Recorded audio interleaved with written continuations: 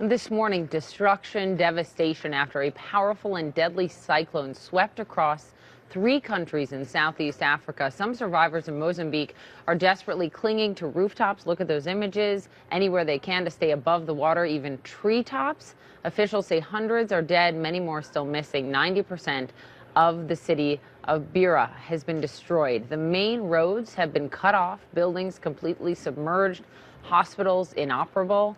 Let's go to our CNN international correspondent, Farai Savenzo, who actually made it into Mozambique with more. I know you're obviously not right there, but what else do we know in terms of the biggest concern and how these rescue efforts are going?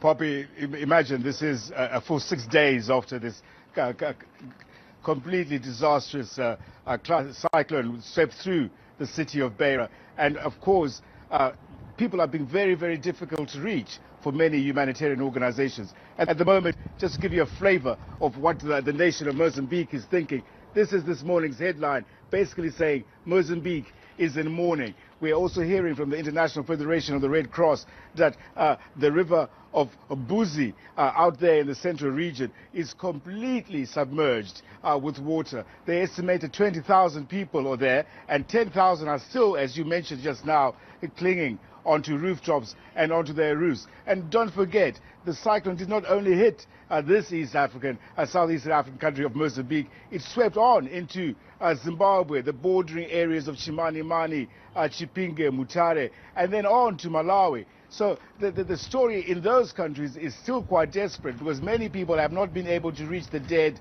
the dying, and of course the needy. And there's a real confusion about what kind of fatalities we're looking at, because in that part of Africa, the mountains basically split with the cyclone, and they covered up people when they were asleep, and many villages are beneath that rubble. We are also hearing at the moment, Poppy, I should mention this, 6 days after the cyclone hit, we got a statement as well from the United States Department saying it is also providing relief efforts in coordination with its partners, and that the embassies in each of these countries that have been affected stand ready to provide consular services to any U.S. citizens that have been affected. Of course, at the moment, Poppy, we're speaking to you from the capital, but we are making plans to head out to Beira. Remember, 90% of that city was destroyed. It's a historic city in this part of town. It's been around since the days of Vasco da Gama, the great Portuguese explorer, and it's just staggering to think that 90% of it has been destroyed.